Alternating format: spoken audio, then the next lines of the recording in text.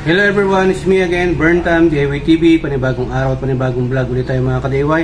Short vlog lang to, kaya huwag kayong maglilipat ng channel. Pero bago natin tuloy video, shoutout muna natin, Adol's Vlog, pag-subscribe sa YouTube channel at pag-follow yung Facebook page niya.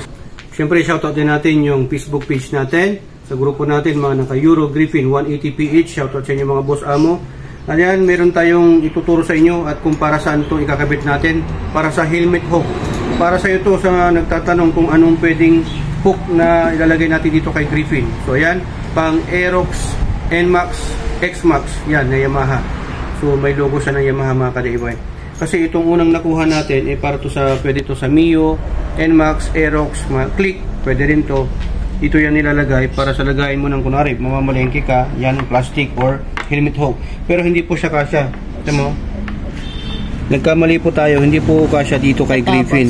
Kailangan mong tabasan pa to. So hindi ko natatabasan to. Ang ginawa ko, bumuli uli ako. Yan, yung mahaba. May extension siya. May kasama na rin Allen bolt. Yan na stainless. So dalawa yan mga ka-DIY. Ilalagay mo. Ganyan. Pwede rin ganun. Okay? So pag lalagay mo yan, pasok mo lang na ganyan.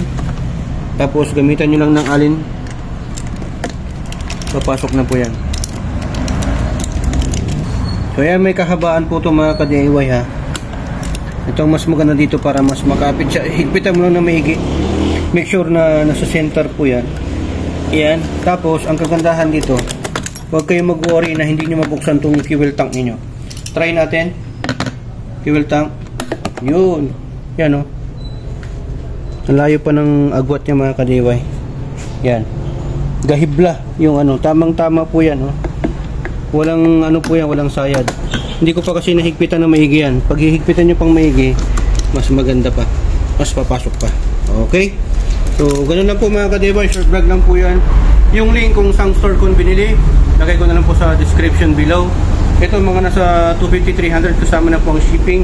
Mas may mahal pa dyan at mas may mura. Pero mas maganda yung mas mahal para mas quality. Depende na lang po sa brand na pagkukunan nyo at sa sealer. So, sa mga nagtatanong, pang Aerox, NMAX at XMAX po yung nabili natin na ganyan po ang itsura. Yung payat po sa slim, hindi ganito.